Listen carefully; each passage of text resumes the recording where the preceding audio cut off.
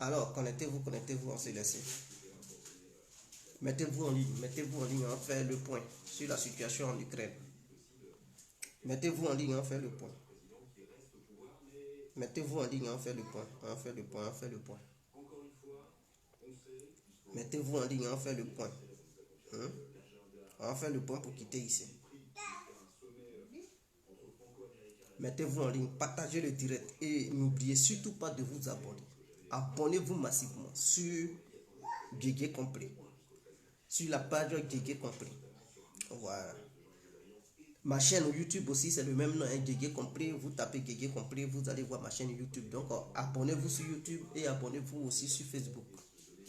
Donc, ma page Facebook, c'est Guégué Complet. Ma chaîne YouTube, c'est Guégué Complet. Voilà. Donc, n'oubliez pas de vous abonner massivement. Partagez le direct.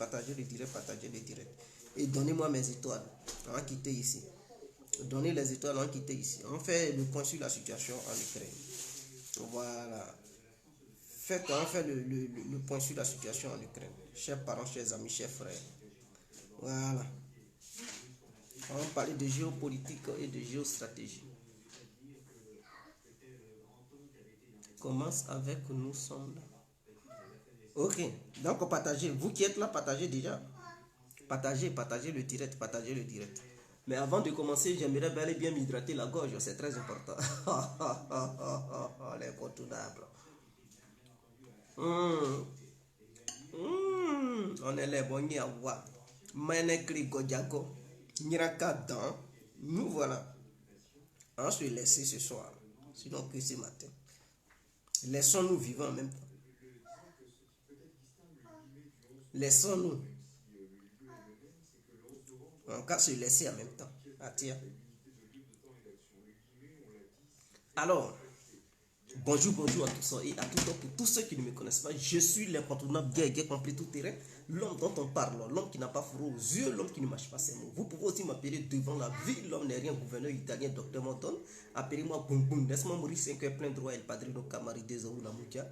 Alors, nous voilà à nouveau devant cette caméra, chers parents, chers frères, pour faire le point sur la situation en Ukraine, c'est très important. Oui, on va faire le point sur la situation en Ukraine.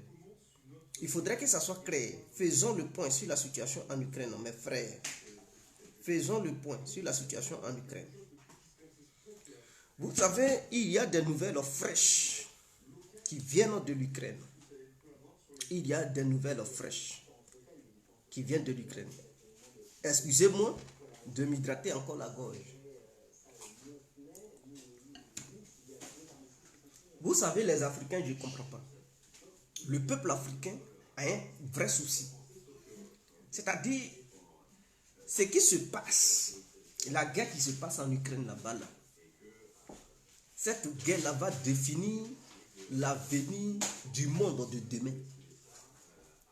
Donc, dans ça, là, les Africains devraient prendre une position neutre, c'est-à-dire regarder, observer pour voir et se mettre du côté des gagnants. C'est ce que les Africains devraient faire. C'est-à-dire on doit tirer profit de ce qui se passe. Parce que quelque chose qui se passe, 2 éléphants ou bien des lions se battent et puis toi tu prends position, tu mises sur un lion. Mais et si ton lion perd, tu fais comment? Si toi ton lion perd là, tu fais comment? Mais l'autre lion va te dévorer. Et donc pour ne pas que l'autre lion te dévore, tu dois t'abstenir, tu dois reculer et assister. Tu es neutre et tu regardes. Celui qui gagne là, tu te mets à lui, c'est comme ça fait. Ah oui. Il faudrait que les Africains fassent la politique de faux logo. Se mettre du côté de celui qui va remporter la victoire. Parce que ce qui se passe en Ukraine là, ce n'est pas une question d'Ukraine et Russie. Non, c'est le pacte de 1945 qui est en train d'être brisé. Ce pacte qui avait été mis sur pied où les Occidentaux dominaient, où les Occidentaux imposaient, et puis même ils se sont attribués la représentation de la communauté internationale, c'est-à-dire eux ils se définissent en tant que communauté internationale. Donc, ils représentent le monde entier, c'est ce que eux ils disaient. Quand on dit la communauté internationale, mais quels sont ceux qui font partie de la communauté internationale? Eux, ils n'en ont rien à foutre des autres États qui existent. La communauté internationale, pour eux, c'est l'Amérique, c'est l'Angleterre, c'est la France et c'est l'Allemagne. Voilà les 4 nations qui, d'après elles, représentent la communauté internationale. Elles représentent toute l'humanité entière. Mais les autres pays disent non, non, non. Il faudrait que vous mettez fin à cette histoire de communauté internationale où vous imposez des lois, où vous dictez vos règles aux gens. Mais avant d'arriver sur l'Ukraine, j'aimerais faire voir quelque chose aux Africains. C'est-à-dire les Occidentaux, eux-mêmes, ils se tirent une balle dans le pied. Parce que cette campagne contre la Russie qu'ils sont en train de faire en Ukraine, est-ce que demain, cela va leur permettre d'attaquer un autre pays souverain? Voici la vraie question. Parce que comme la Russie est en train de mener une opération spéciale sur le territoire ukrainien, ils sont là traiter la Russie d'un état dictatorial. Poutine, des trucs de malade mental.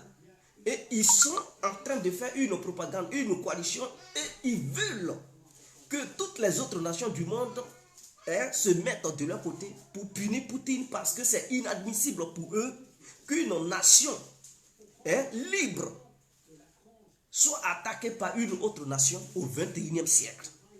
Et donc pour eux là, c'est inadmissible. Pour ça, ils ont sanctionné la Russie, ils ont pris toutes les dispositions, ils fournissent des armes.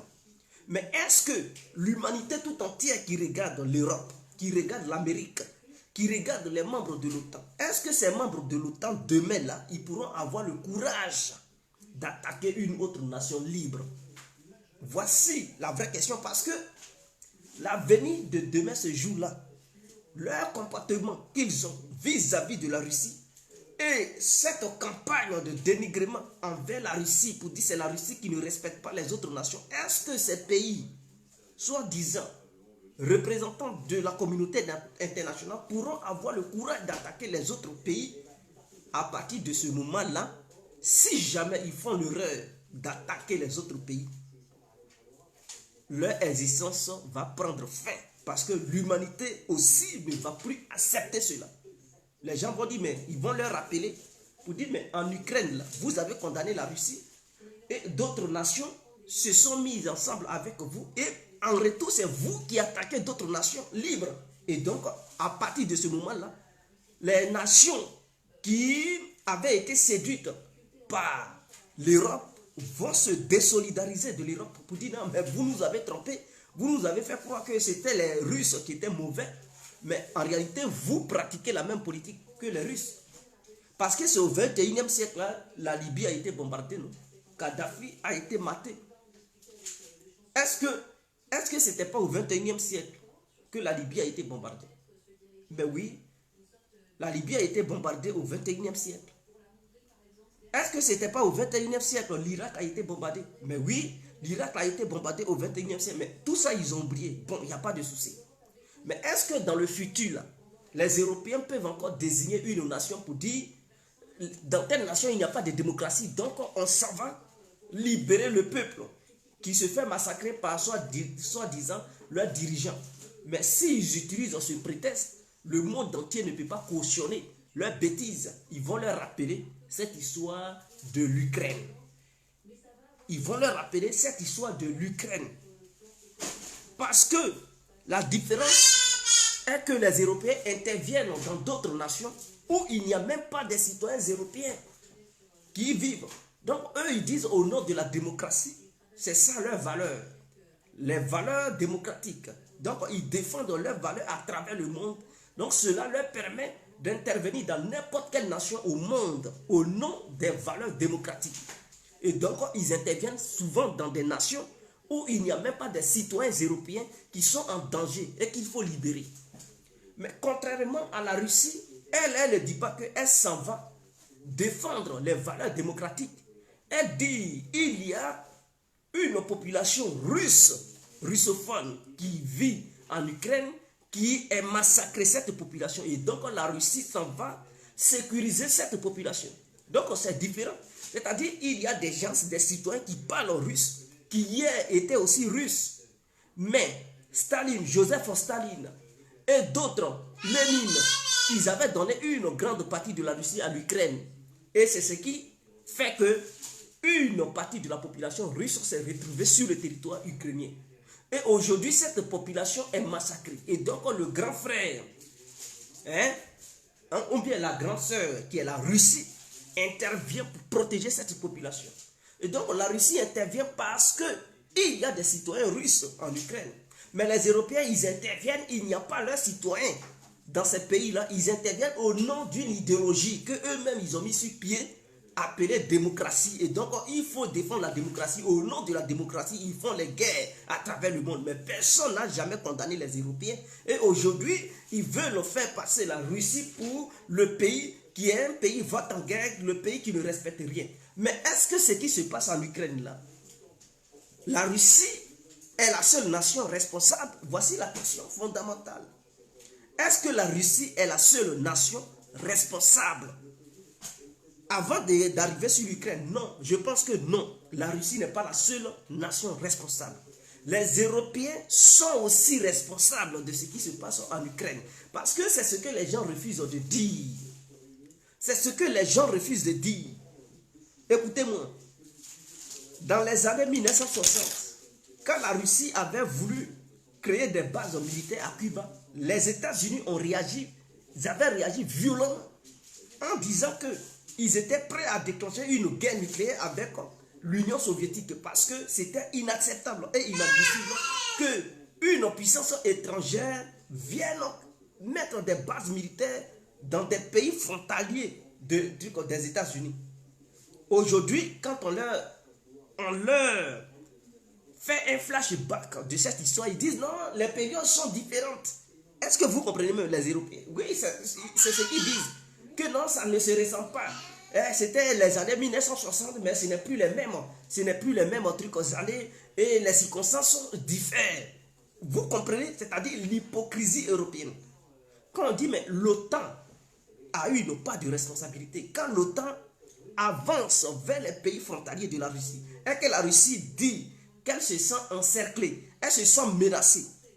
Mais pourquoi vous n'écoutez pas? Ils disent non, c'est une alliance défensive. Ce n'est pas une alliance offensive. Mais nous avons vu au Kosovo, en Serbie, quand l'OTAN a bombardé. Nous avons vu en Libye, quand l'OTAN a bombardé. Même en Afghanistan, l'OTAN était là-bas. Donc ce n'est pas une alliance défensive, c'est souvent une alliance offensive. Donc ceux qui ont été bombardés là par l'OTAN, vous leur demandez, est-ce que l'OTAN est une alliance défensive? Ils vont vous dire non, non, non, non, pas du tout.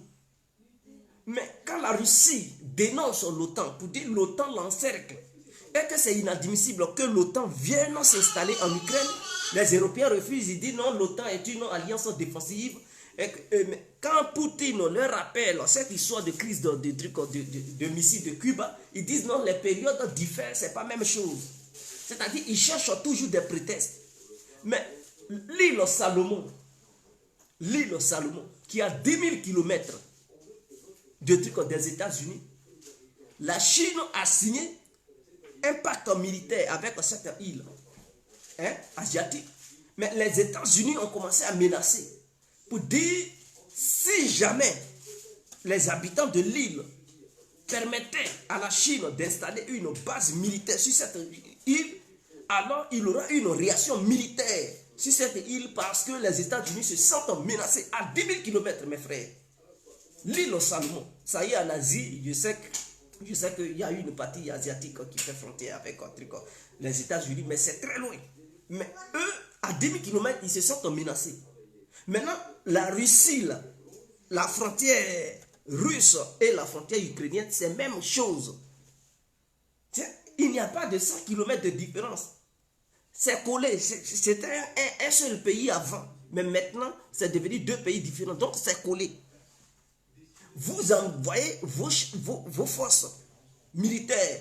La Russie se sent menacée et vous dites non, non, non. C'est-à-dire, eux, ils ont le plein droit de faire ce qu'ils ont envie de faire, mais les autres n'ont pas le droit de faire ce qu'ils ont envie de faire. Est-ce que vous comprenez? Donc, ce qui se passe en Ukraine, c'est l'avenir de demain. Parce que ils sont surpris de voir Vladimir Poutine ne pas reculer. Au début, pourquoi les Européens, ils font ça en fait? Pourquoi ils se rapprochent des frontières russes? Parce que pour eux, ils peuvent faire, la Russie ne peut jamais réagir parce que la Russie est économiquement faible. C'est ce qu'ils disent hein, dans leurs médias. La Russie est économiquement faible et que les États-Unis sont les leaders du monde. Et donc, si la Russie hein, ne se soumet pas aux dictats européens et américains, ils vont détruire l'économie russe. Et c'est ce qu'ils disaient au début, que si jamais vous attaquez l'Ukraine, nous allons détruire votre économie. Ce que vous n'avez jamais vu, vous allez voir. Donc pour eux, c'était une dissuasion. Et qu'ils pouvaient faire tout ce qu'ils voulaient. Et que la Russie n'avait pas le courage d'intervenir, car la Russie a un PIB comme celui de l'Espagne ou de l'Italie. Donc la Russie ne pouvait pas hein, s'affronter aux Occidentaux, car elle a un petit budget, elle a un PIB très faible. Et militairement, la Russie ne pourra pas s'opposer à l'OTAN parce que l'OTAN, il y a le parapluie américain qui le protège. Il y a au moins 27 pays ou même 30 pays membres de l'OTAN. Et donc, tous ces pays-là, unis, ça peut dissuader Poutine de faire quoi que ce soit. Mais Poutine a répété, il a fait comprendre que la Russie a le dos au mur et la Russie ne peut plus reculer. Soit aussi la Russie recule, c'est fini pour la Russie. Soit la Russie ne recule pas, elle avance. Donc ce qui se passe là, la Russie ne peut pas reculer. Parce que, pourquoi la Russie ne peut pas reculer? Si la Russie recule en Ukraine, ils vont voir la faiblesse de la Russie. Si la Russie recule en Ukraine, alors ce qui va leur donner encore hein, le courage de vouloir mettre le Kazakhstan dans l'OTAN, l'Azerbaïdjan dans l'OTAN, la Suède dans l'OTAN, la Finlande dans l'OTAN, parce qu'ils sont convaincus que la Russie ne peut pas réagir et que la Russie est faible et que leur pression font que la Russie ne pourra rien faire. Elle va reculer. Donc Poutine, ce qui se passe, Poutine leur fait comprendre que quelles que soient vos sanctions, quelles que soient vos menaces, la Russie ne pourra jamais reculer. La Russie ira jusqu'au bout et atteindra ses objectifs. C'est une manière aussi de faire passer le message aux autres pays frontaliers de la Russie.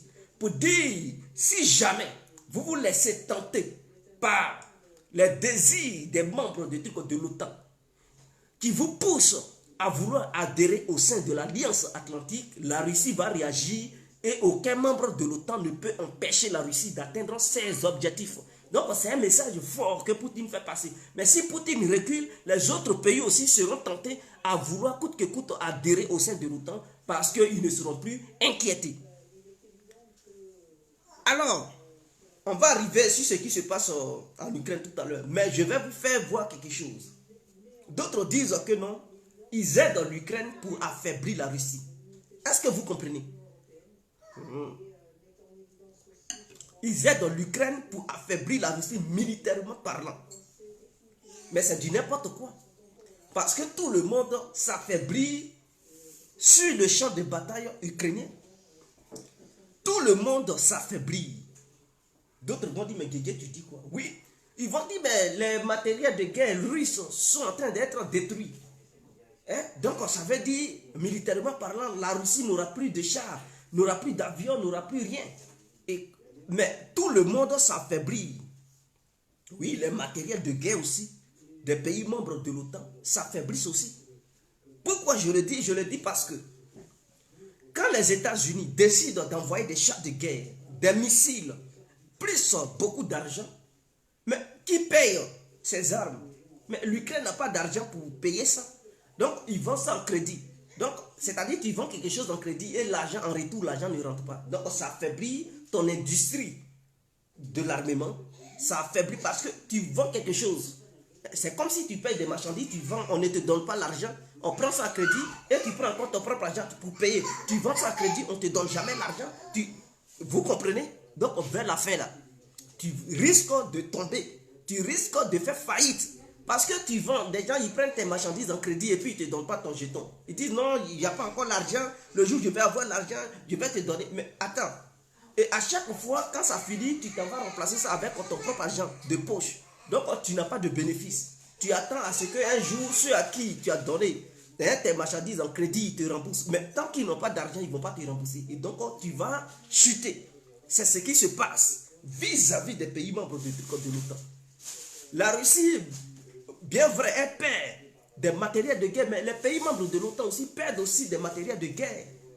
Est-ce que vous comprenez? Parce que les États-Unis, quand ils misent 30 milliards, mais non seulement, indirectement, ils investissent dans la guerre. Ils investissent dans la guerre. Donc, leur budget de guerre, là, ils sont là puisés dedans. Ils prennent l'argent. Et leurs armes qu'ils ont là, ils prennent aussi des chars de guerre qui étaient programmés pour l'armée américaine. Ils prennent là-dedans. Et ces chars-là sont détruits sur le terrain. Est-ce que vous comprenez? Les obusiers, les drones qu'ils avaient fabriqués pour l'armée américaine, ils prennent ça, ils donnent aux Ukrainiens. C'est détruit. Donc, indirectement, eux aussi, ils puisent leur stock d'armement. Ils détruisent, ils affaiblissent aussi leur armée. La France, qui livre des canons César, 40 canons. Or, la France n'a pas beaucoup de canons. Non, je ne sais pas si c'est 12 ou 20, ouais, non, 20 canons.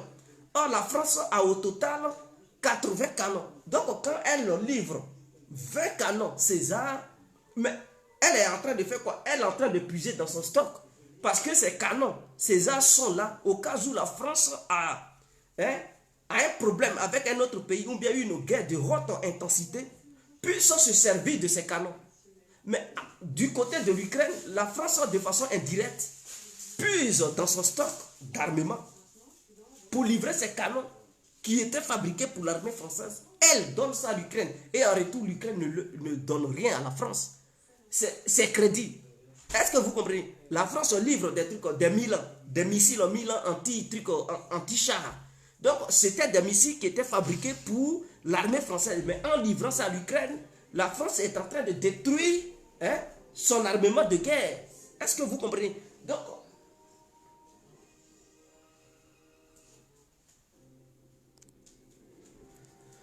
est-ce que vous comprenez?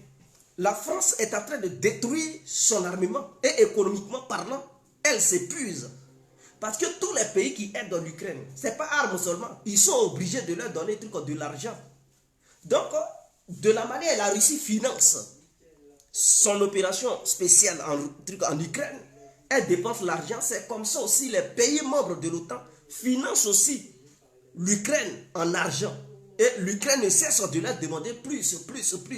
Donc, l'Amérique donne 33 milliards, plus encore. Et la France mise aussi des milliards, la Pologne mise des milliards, l'Allemagne mise des milliards. Donc, chaque pays mise des milliards, mise des armes. Donc, indirectement, ils sont en train de s'auto-détruire en voulant détruire l'armée russe. Donc, ce n'est pas l'armée russe seule qui va s'affaiblir. C'est comme je prends le cas de la Côte d'Ivoire. Imaginons qu'il y a la guerre entre le Burkina et le Mali. Et la Côte d'Ivoire prend position pour dire non, nous on défend les Burkinabés. Donc la Côte d'Ivoire, ses armes de guerre pour défendre la Côte d'Ivoire, elle prend ça pour donner ça aux Burkinabés pour dire allez, on vous soutient, défendez. Et la Côte d'Ivoire prend l'argent des caisses de l'État pour financer le Burkina. Mais indirectement, on s'appauvrit. C'est-à-dire on affaiblit notre armée parce que les armes qui étaient réservées à l'armée ivoirienne, on prend ça, on donne ça à l'armée burkinabé pour faire face à l'armée malienne. Et l'argent qui était réservé à l'armée ou bien à la population ivoirienne, on prend cet argent, on donne ça. Donc directement, indirectement, on est là, s'affaiblit. Et comme beaucoup ne prennent pas conscience, ils disent non, c'est l'autre, on veut affaiblir. Mais tu veux affaiblir l'autre, toi aussi tu mises. Mais tu es là, t'auto-détruire. Et c'est ça qui se passe. L'inflation en Europe est très galopante, mes frères. C'est très galopant. Et donc, du coup, beaucoup ne comprennent pas. Ah, la Russie va se ruiner. Mais eux, ils ne comprennent pas qu'ils sont là aussi se ruiner. Donc, voici un peu ce que les gens ne comprennent pas.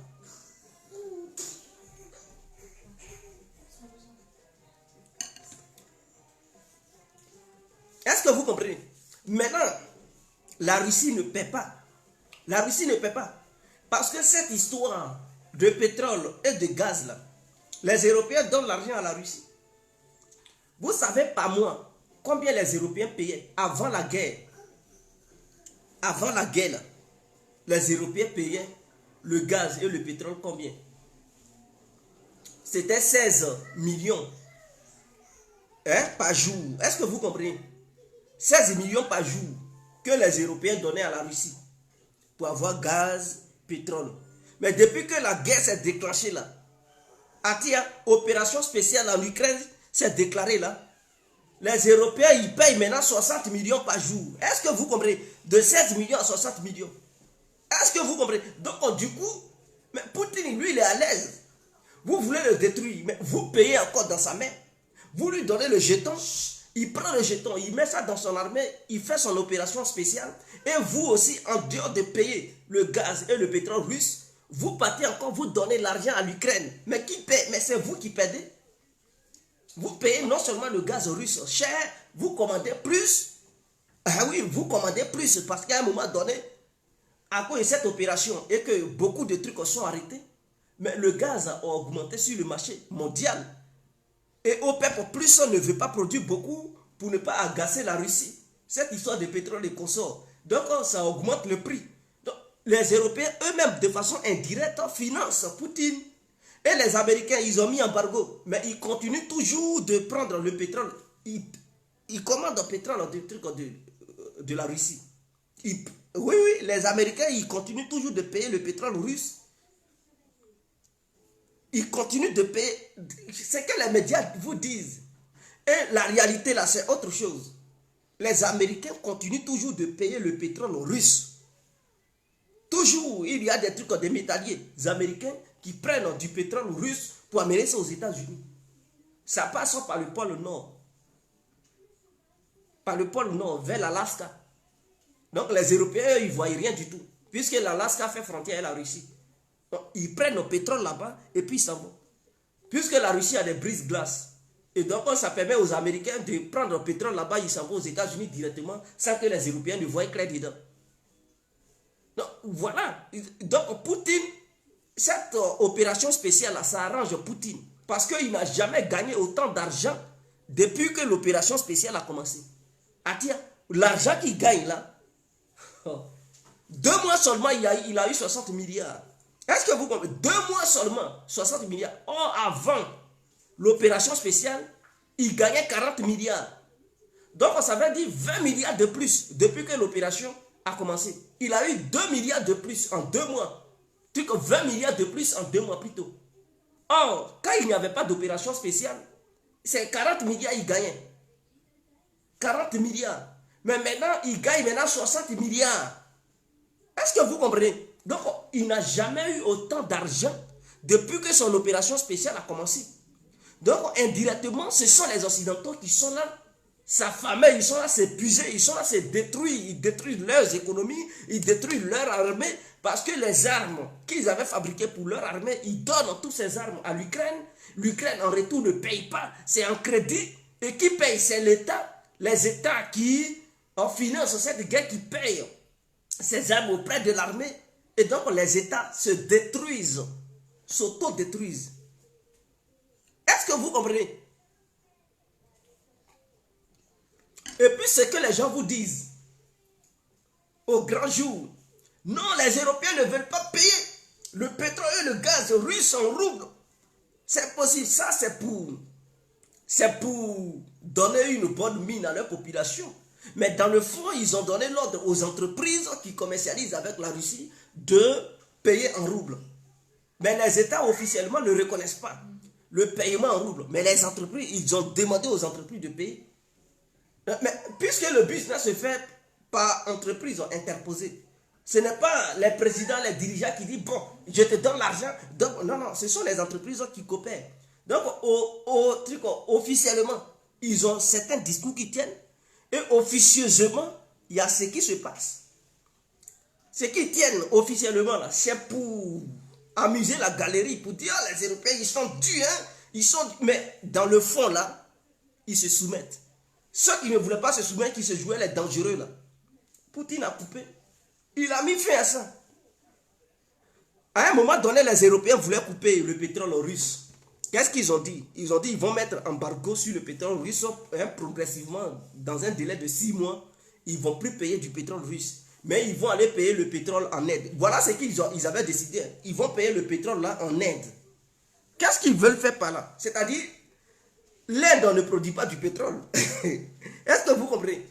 Mais eux, ils veulent demander à l'Inde de payer le pétrole en Russie et puis eux, ils vont payer ça dans la mer des Indiens. Donc, officiellement, ils vont dire qu'ils ont mis un embargo sur le pétrole russe, mais officieusement, ce même pétrole russe, ils vont aller payer ça dans la main des Indiens. Pour dire, bon, on a diversifié notre... Est-ce que vous comprenez? Donc, c'est de l'idiotie politique. Parce que si l'Inde paye le pétrole pour venir revendre ça aux Européens, ils vont payer ça cher. Mais ils étaient prêts à faire ça. Donc, ce qui veut dire que la Russie n'allait pas perdre. Parce que l'Inde n'allait plus commander de la manière qu'elle commandait d'habitude. Si l'Inde commandait, par exemple, 210 000 barils par jour, et que si les Européens mettent un embargo sur la Russie, sur son pétrole, les Russes vont demander aux Indiens de commander beaucoup pour qu'eux ils puissent payer dans la main de l'Inde. Donc l'Inde allait passer de 200 000 barils par jour à au moins 15 millions de barils par jour. Donc du coup, indirectement, l'Inde va donner l'argent que les Européens payaient dans la main des Russes. L'Inde va donner cet argent-là. Et les Européens, eux, ils vont gérer à l'Inde. Voilà ce qui était programmé. Donc, dans tous les cas, la Russie ne perdait pas. L'argent allait toujours rentrer dans les poches des Russes. Donc, il y a ce que... Parce qu'ils ne peuvent pas s'en passer. OPEP Plus a fait comprendre que la Russie produit 30% du pétrole mondial. Et que c'est impossible de les remplacer. C'est impossible. Et donc, les Saoudiens, les Qataris et tout, leur pétrole, là, ça a déjà des clients. Il y a des pays qui ont déjà... Qui ont déjà signé des contrats avec eux. Donc, eux, ils vont pas isoler ces pays-là pour dire non, à partir d'aujourd'hui, on ne vous donne plus notre pétrole, on va donner ça aux Européens. Mais ces pays-là, si ces pays, Qatar ou bien Arabie Saoudite ne leur donnent plus le pétrole, eux, ils vont se tourner vers la Russie. Donc, dans tous les cas, la Russie ne perdait pas. Mais comme ils sont malins, c'est comme la Pologne et l'autre pays là. Quand la Russie a coupé le gaz, qu'est-ce qu'ils font? Ils ont dit, oh bon, on n'en a rien à foutre, on ne va plus payer le gaz russe. Mais ils s'en vont payer ça dans la main des Allemands. Mais les Allemands payent le gaz, ils payent ça dans la main de la Russie. Donc voilà ce qu'ils font comme système pour dire, non, on va remplacer le gaz. Dans le fond, là, ils ne remplacent rien. Ils ne remplacent rien. Dans le fond, rien ne change. C'est la face qui change. Est-ce que vous comprenez? Donc, Hongrie là, qui disait non, on n'a rien à foutre, hein, le gaz russe et tout. Eux, ils s'en vont payer le gaz là, dans la main des Allemands. Or, on sait que l'Allemagne ne produit pas de gaz. Il n'y a pas de gaz dans le sous-sol allemand. Le gaz là, ça vient de la Russie. Mais au lieu de, les Polonais, au lieu de traiter la Russie directement, non. Eux, ils préfèrent traiter avec l'Allemagne que de traiter la Russie. Donc, l'Allemagne paye beaucoup de quantités dans la main de la Russie. Et en retour, l'Allemagne revend une partie de ce qu'elle a commandé là aux Polonais. Donc voilà comment ça se passe. Mais l'Allemagne en retour gagne quand même. Elle gagne. Elle gagne parce que si l'Allemagne avait pour habitude de payer 10 000 mètres cubes par exemple par an, et que ces 10 000 mètres cubes qui suffisaient à l'Allemagne d'alimenter ses industries et tout en gaz et sa population, et que la Pologne avait besoin par exemple de 8 000 mètres cubes par an, mais l'Allemagne sera obligée de commander 18 000 mètres cubes auprès de la Russie pour vendre les 8 000 mètres cubes à la Pologne et garder ces 10 000 mètres cubes. Mais l'Allemagne allait payer ce même gaz auprès des Russes à un prix abordable. C'est-à-dire, la Russie peut dire, bon, le mètre cube, ça peut coûter au moins 60 $. Bon, l'Allemagne va payer ça auprès de la Russie, 60 $ le mètre cube. Et auprès de la Pologne, l'Allemagne peut dire, bon, moi j'ai payé ça à 60 $. Donc toi, Pologne, je te vends ça à 80 $. Donc c'est une histoire de business. C'est l'Allemagne qui va gagner dans cette histoire. La Russie gagne, l'Allemagne gagne, la Pologne va perdre. C'est ce qui se passe en ce moment. Donc ne vous laissez pas faire truc. Cette guerre-là, les Européens ont mal calculé. La Russie va gagner cette guerre. Elle vient de prendre une ville de 100 000 habitants hier, auprès de trucs Izoum. On appelle ça Paporoïdia, quelque chose là. Elle vient de prendre cette ville, le contrôle de cette ville. Donc, chaque jour qui passe, la Russie avance petit à petit. Les opérations sont bien coordonnées. Pourquoi il n'y a plus de négociations entre l'Ukraine et la Russie? Il y avait des négociations quand les Russes étaient au niveau de Kiev, c'est-à-dire à Boucha, Irpin et tout. Donc le gouvernement ukrainien avait peur que la Russie s'empare de Kiev. Et donc c'était les Occidentaux qui demandaient au gouvernement ukrainien de mener des négociations avec la Russie pour éviter que Kiev soit prise. Mais quand la Russie a décidé de se retirer de Kiev pour se concentrer sur l'Est et le Sud, alors les gouvernements occidentaux et les Américains ont dit, bon, Kiev, il faut annuler toute négociation parce que la Russie a échoué de prendre Kiev. Donc on sait que vous allez gagner la guerre. Donc mettez fin à toute négociation. D'où la fin des négociations entre l'Ukraine et la Russie. Parce que les Européens, dans leur tête, ils sont convaincus que l'Ukraine va gagner. Et donc, ils disent, bon, en place des négociations, nous allons miser sur les armes. Nous allons vous fournir des armes pour battre les Russes, pour les pousser, pour libérer non seulement les territoires occupés de l'Ukraine et libérer jusqu'à la Crimée. Chasser les Russes pour qu'ils aillent à leurs frontières anciennes. C'est ce qu'ils pensent. Mais c'est impossible. C'est impossible. Ils ne peuvent pas le faire. Et ça ne verra jamais le jour. Parce que la Crimée est considérée aujourd'hui comme un territoire russe. La Crimée. Donc si la Russie laissait l'Ukraine s'emparer de la Crimée, c'est comme si l'Ukraine s'emparait d'une partie du territoire russe. Et ça, c'est impossible vis-à-vis de la population russe. C'est-à-dire la Russie usera de toutes ses forces pour libérer. Puisque là, ses intérêts vitaux sont en jeu. Elle peut utiliser des armes qu'elle n'a pas encore utilisées pour mettre en déroute ceux qui vont vouloir libérer la Crimée. Et c'est de même parce qu'il y aura des référendums dans les parties occupées. Donetsk, Lugansk et Kherson, ainsi que, comme on appelle ça, voilà, ils vont faire des référendums pour que ces villes se rattachent à la Russie. Mais ces villes auront leur gouverneur. Et donc, si ces villes se rattachent à la Russie, ça fait partie maintenant de la partie russe. Donc, si les Ukrainiens, épaulés par les Occidentaux, décidaient de libérer ces villes, c'est comme s'ils attaquaient directement la Fédération de Russie. Et donc, ça sera une guerre généralisée. Pour le moment, la Russie n'a pas encore déclaré de guerre à l'Ukraine. C'est une opération spéciale. Donc, tous les soldats russes ne sont pas mobilisés. Tous les moyens dont dispose la Russie ne sont pas utilisés. C'est 150 000 hommes la Russie a envoyés. Et quand les Occidentaux disent que non, la Russie n'a plus d'armes pour combattre, c'est du n'importe quoi. C'est pas la Russie là. L'armée russe n'est pas l'armée française, où il y a au total 300 000 hommes. L'armée française là, le nombre total des militaires c'est 300 000. Sinon, il y a 250 000 qui opèrent en France. Le nombre total des soldats français, c'est 250 000.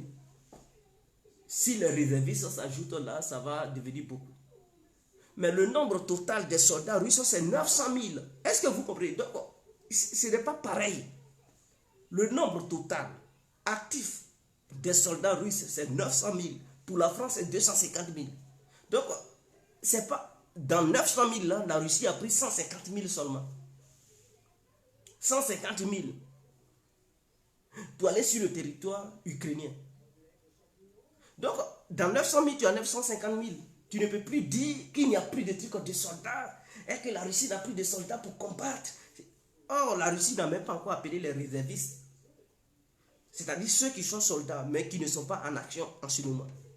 La Russie n'a même pas encore fait appel à ceux-là. Et puis ils disent, non, la Russie n'a plus de soldats, c'est fini, les chars, la Russie n'a plus de trucs, de chars de guerre et tout. Mais est-ce qu'ils se sont posé des questions? La Russie a combien de chars? Allez-y, tapez, vous allez voir. À 20 000 chars, l'Ukraine a détruit combien? Pour dire la Russie n'a plus de chars de guerre. Et du n'importe quoi. Même si l'Ukraine a détruit 1000 chars ou bien 2000 chars, la Russie a beaucoup de chars. Parce que tous les chars russes, ça fait 22 000 chars. C'est la première force terrestre du monde. Aucun pays au monde ne dispose d'un tel nombre de chars. Allez-y, demandez et vous verrez. Donc les Européens, quand ils disent non, les Russes n'ont plus de force terrestre, c'est fini, ils n'ont plus de chars de guerre, mais c'est du n'importe quoi. C'est la France, tous les chars français, tous les chars français, hein? Ça fait 300 chars. Tous les chars français, c'est 300 chars. Ça veut dire si la Russie et la France étaient en guerre et que la France n'était pas aidée par un pays quelconque, les premières heures, la Russie allait neutraliser tous les chars de guerre trucs français. Est-ce que vous comprenez? Donc, ne comparez pas la force de frappe russe et celle des Occidentaux.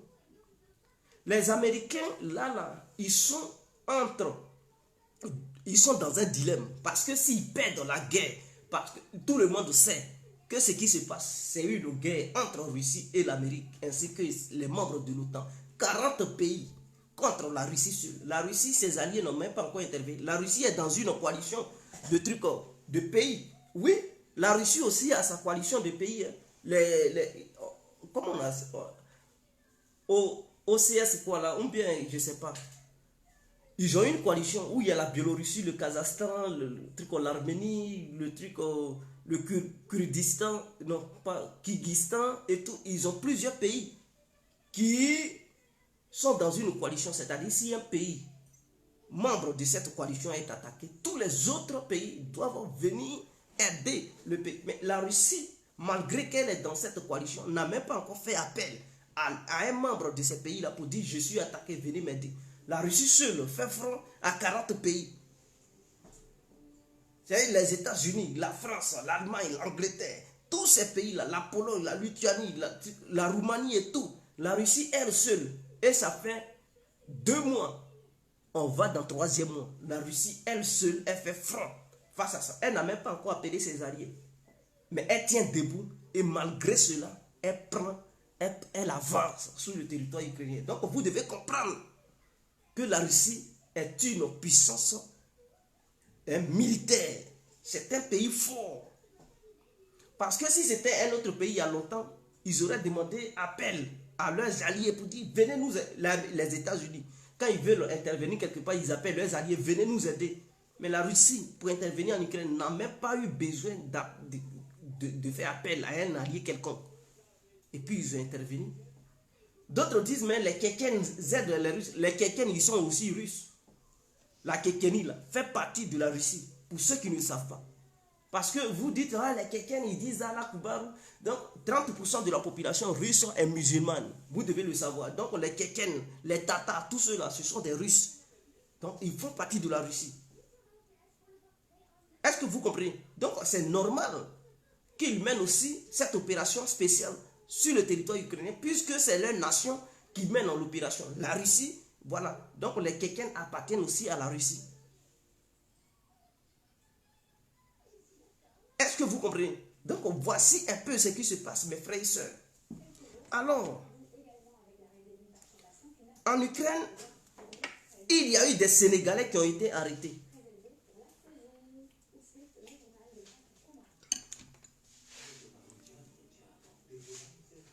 Il y a 4 Sénégalais qui ont été arrêtés à Mariupol, qui combattaient.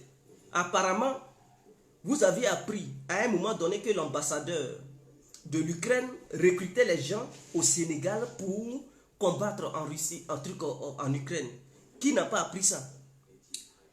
Quand le président ukrainien avait lancé le message pour dire Légion internationale, et l'ambassadeur ukrainien qui est au Sénégal enrôlait des Sénégalais pour aller combattre. Et je pense que peut-être le président sénégalais avait protesté et consort. Mais malgré ça, il y a eu des Sénégalais qui sont partis quand même. Malgré ça, là, il y a eu des Sénégalais qui ont pris pour aller combattre. Donc, la Russie a arrêté 4 Sénégalais. 4 Sénégalais à Mariupol qui combattaient aux côtés de l'armée ukrainienne. Est-ce que vous comprenez? Donc moi je ne comprends pas les frères africains. Ce qui se passe là-bas, ça vous regarde, ils vous donnent combien même? Combien ils vous payent? Toi Sénégalais, tu es là, tu laisses ta famille, ces guerres, tu penses que ces guerres de l'Afrique là, on vous parle de vrais trucs, même si c'est une opération militaire. Et que ce n'est pas une guerre que la Russie a déclarée officiellement. Mais les armes qui sont utilisées là, toi Sénégalais, tu t'en cherches quoi là-bas? Tu penses que c'est une histoire de trucs en ceinture? Tu vas attacher un truc comme ici. Je suis grand détail. J'ai force. Ce n'est pas une histoire de force. Il faut avoir force comment? Quand la balle te pénètre là, ça ne connaît pas une histoire de muscle. Ça te déchire à terre. Là-bas, là, ce n'est pas de la plaisanterie. Ce n'est pas un combat contre une rébellion africaine où on prend des calaches. On te parle de missiles à terre. On te parle des trucs, des calibres. On te parle des missiles ONIS. On te parle des trucs, vraiment, des frappes de haute truc, précision. Toi, tu cours, tu t'en là-bas. Ils t'ont attrapé là. Tu penses que Macky Sall va te libérer dans la main de Poutine? Macky Sall ne pourra jamais te... Je ne sais pas. Nous avons des gouvernements en Afrique qui ne se soucient pas de la population africaine. Donc, c'est-à-dire, quand tu es africain, tu dois savoir marcher. Parce que si on t'arrête quelque part, ce n'est pas ton gouvernement qui va te libérer. Ton gouvernement n'a même pas encore fini de s'occuper de sa propre population. Toi, tu t'en vas quelque part là-bas. On t'attrape, ils ne vont même pas te libérer. Donc, il y a eu 4 Sénégalais qui ont été arrêtés. 37 Français. Des généraux français ont été arrêtés.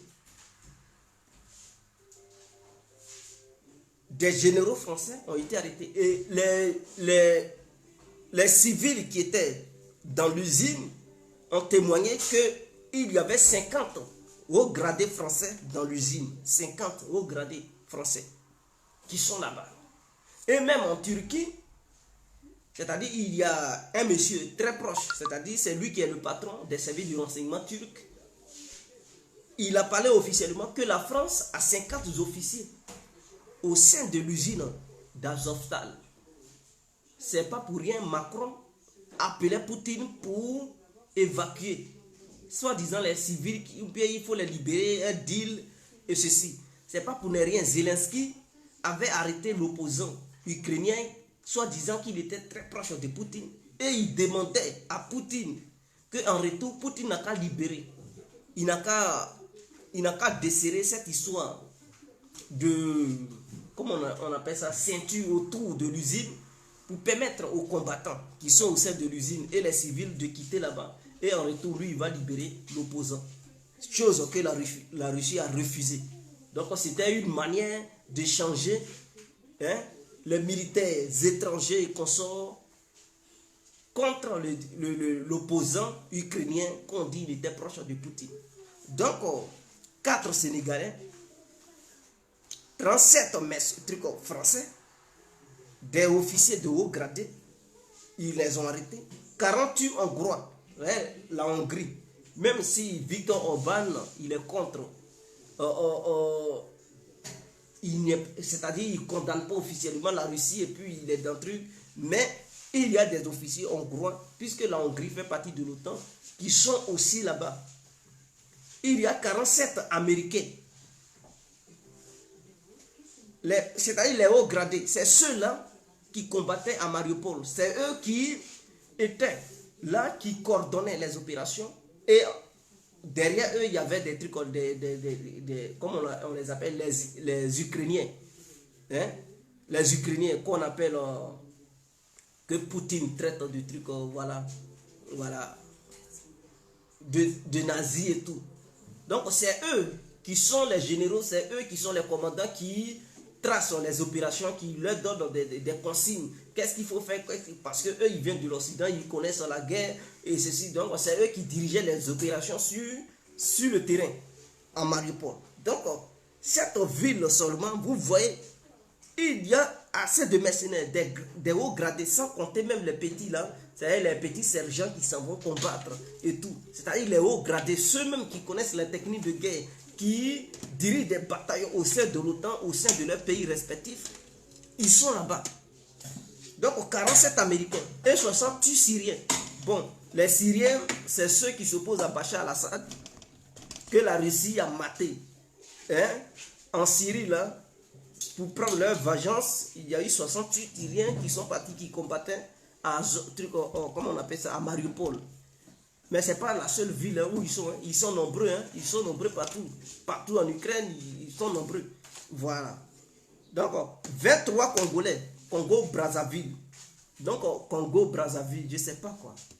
Vous, les Congolais, je ne sais pas. Ils sont prêts à trouver l'argent n'importe où.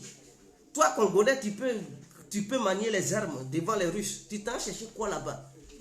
Ah! Voilà le Congo, Kinshasa qui a problème.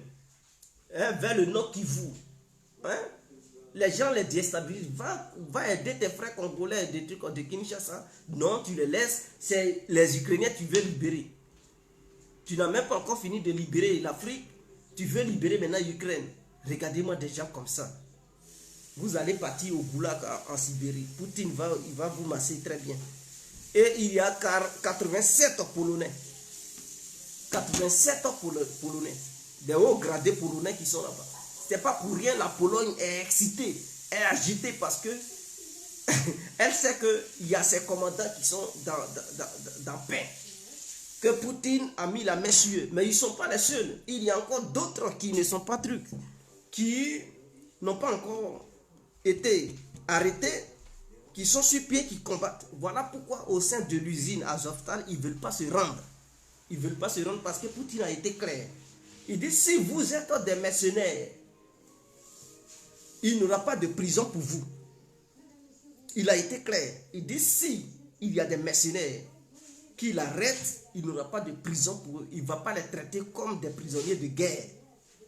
Ils auront un autre traitement clair. Donc, eux, ils sont conscients que s'ils sont arrêtés, c'est la mort. Donc, ils ne sont pas prêts à se rendre. Ceux qui sont dans l'usine, ils sont prêts à combattre jusqu'à la mort. Voilà pourquoi, quand la Russie leur demande de se rendre, ils ne veulent pas. Parce qu'ils se disent, si on se rend, on va mourir. Mieux vaut combattre jusqu'à la fin. Et au sein de cette usine, il y a 6 sous-sols, 6 bunkers. Un premier bunker, deuxième bunker, troisième bunker, jusqu'à 6 bunkers. Et les murs sont tellement épais, ils sont là-bas. Donc, ce n'est pas facile de rentrer dans un trou. Quelqu'un, parce que lui qui est dans le trou là, il est avantageux que toi qui rentres. Parce qu'il peut être là, il attend. Dès que tu fais venir ta tête, tu veux rentrer dans le trou, il t'allume. Donc du coup, c'est pas facile. C'est comme si tu es dans ta maison, tu es armé. Quelqu'un veut rentrer dans ta maison, tu es caché quelque part dans le couloir. Et puis, tu regardes, tu attends, le doigt est sur la gâchette. Dès qu'il ouvre la porte, tu l'enflammes. Donc du coup, ça va être très difficile pour les Russes d'entrer là-bas, dans les bunkers. Ce n'est pas des petits bunkers, c'est des vrais bunkers, jusqu'à 6 étages.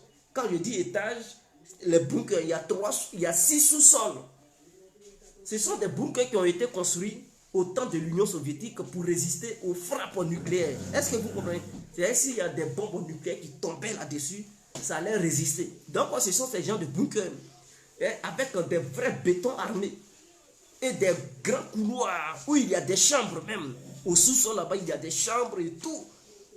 Donc c'est difficile pour rentrer là-bas et les faire sortir. C'est pas facile. La seule façon de les faire sortir, c'est de les gazer. C'est-à-dire, quelqu'un fait truc et puis s'il y a un trou, il met un truc, une bombe à gaz et puis il ferme.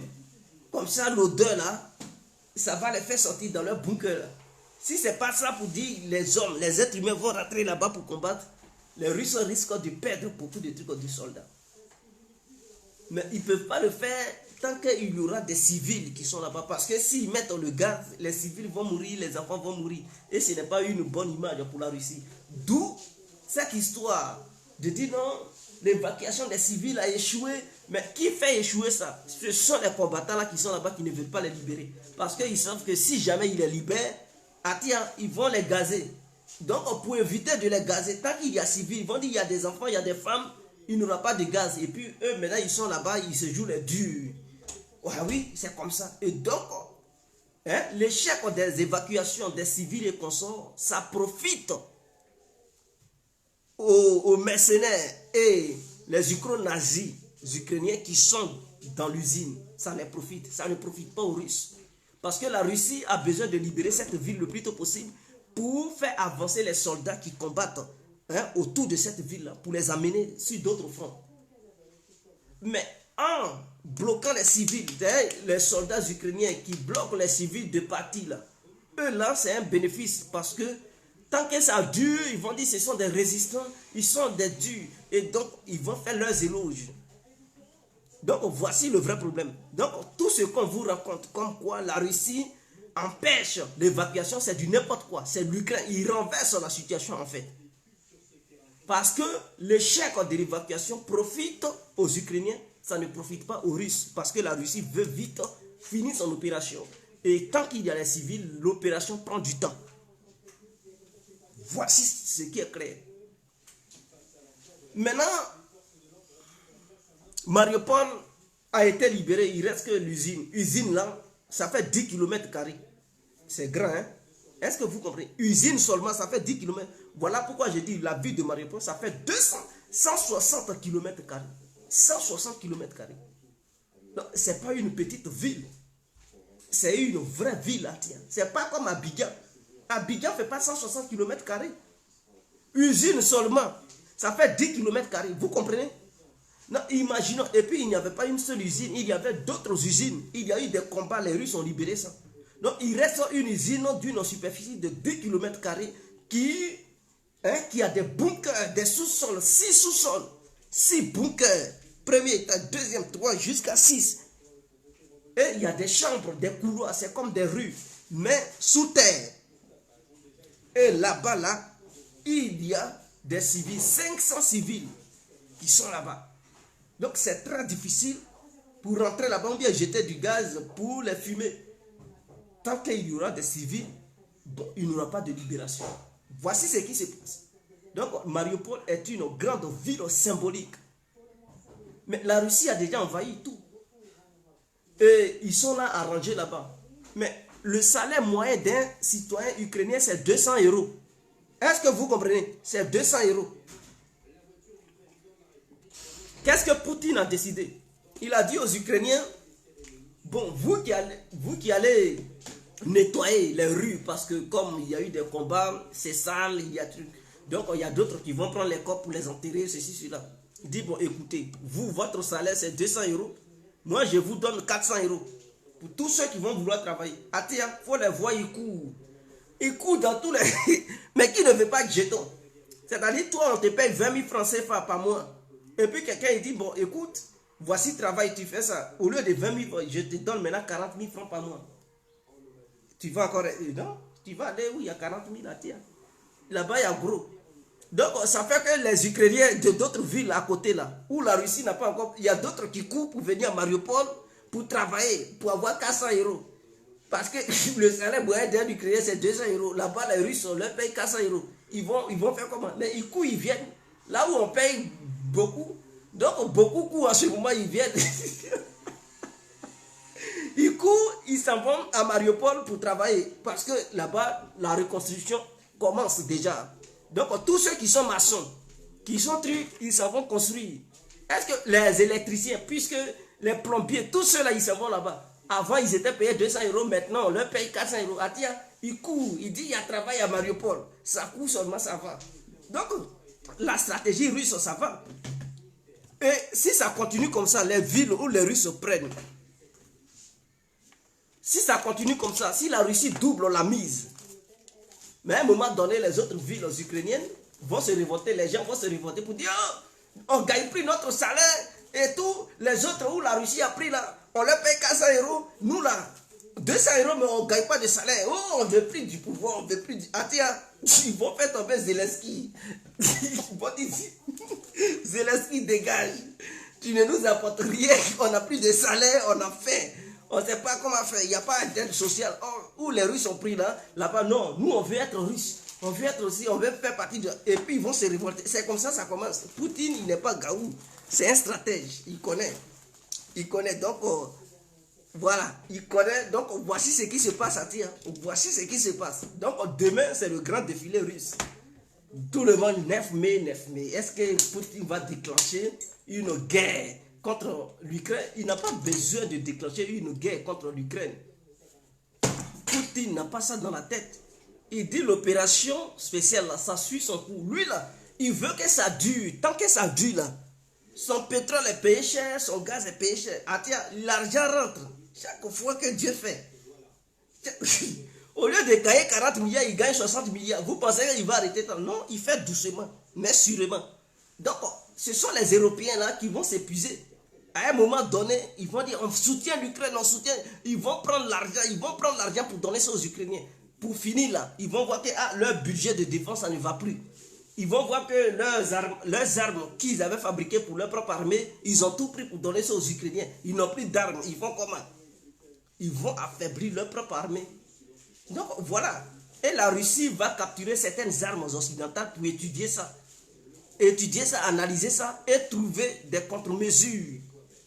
Comme ça, dans le futur, là, s'il y a un problème entre la Russie et l'Occident, l'Occident ne pourra plus rien faire parce qu'ils envoient leurs armes modernes. Ce que la Russie ne fait pas. La Russie n'envoie pas ses armes modernes sur le territoire ukrainien. Elle n'envoie que des vieilles armes, des armes soviétiques.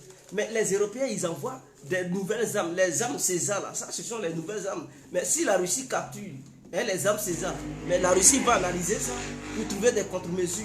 Les drones turcs, les drones américains, la Russie a déjà capturé beaucoup. Elle va analyser ces différents drones pour trouver des contre-mesures. Vous comprenez? Donc, à un moment donné, les armes occidentales n'auront plus de secret pour la Russie. Puisque la Russie va capturer toutes ces armes. Les armes Milan, Javelin et tout. La Russie a déjà capturé beaucoup.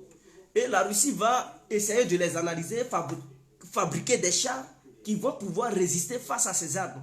Donc, si un jour, il y a guerre entre Russie et l'Occident, si l'Occident utilise encore ses armes anti-chars, la Russie aura déjà trouvé des contre-mesures pour empêcher les armes anti-chars de détruire les chars russes. Et donc, à un moment donné, les Occidentaux ne pourront plus détruire les chars russes. Donc, voilà un peu. Sur ce, on se laisse. C'était l'incontournable. Bien compris. Ciao.